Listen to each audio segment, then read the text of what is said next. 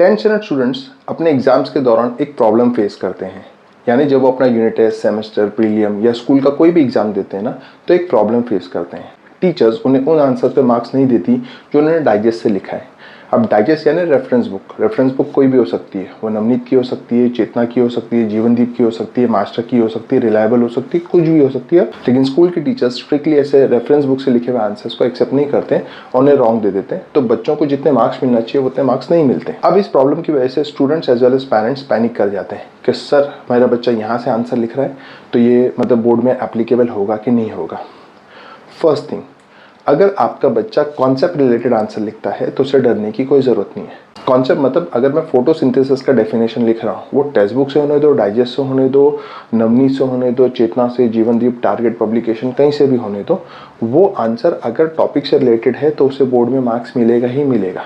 तो ये तो एक चीज़ होगी, मतलब आपका आंसर कॉन्सेप्ट से रिलेटेड होना चाहिए। हाँ, ये बात और है कि कॉन्सेप्ट से रिलेट करता ही नहीं है और उसने कहीं से भी लिखा है तो उसे रॉन्ग ही मिलेगा। सेकंड थिंग, स्कूल्स की टीचर्स जो है, अगर बच्चे ने नवनीत से लिखा तो बोलती मास्टर की से लिखो, मास्टर की से लिखा तो बोलते रिलायबल से लिखो, रिलायबल से लिखा तो बोलते नवनीत से लिखो, नवनीत से लिखा तो बोलते टारगेट से लिखो।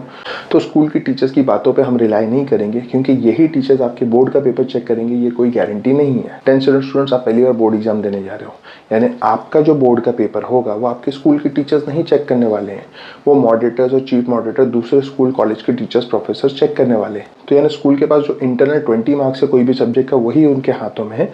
बाकी 80 मार्क्स जो आप एग्जाम में, बोर्ड एग्जाम में रिटर्न लिख के आओगे, वही मैटर करता है। तो आपको डरने की जरूरत नहीं है कि मुझे यहाँ मार्क्स नहीं मिल रहा तो मुझे बोर्ड में भी मार्क्स नहीं मिलेगा। ना ना ना ना ना, आपको मार्क्स मिलेगा अगर आपका आंसर पॉइंट टू पॉइंट है, टॉपिक से रिलेटेड है, कॉन्सेप्ट के आसपास भी है, भले आपने ओन वर्ड्स में लिखा है या किसी भी रेफरेंस बुक से लिखा है, वो एप्लीकेबल है, एक्सेप्टेबल है, and you will get marks in board exam. So अब से 10th स्टैंडर्ड स्टूडेंट्स कोई भी आंसर को स्ट्रेस फ्री होकर कहीं से भी पढ़िए। ओन वर्ड्स में लिखना है तो ओन वर्ड्स में लिखिए, लेकिन वो कॉन्सेप्ट से रिलेटेड होना चाहिए। That's it from my side. Have a great day, good day, great morning.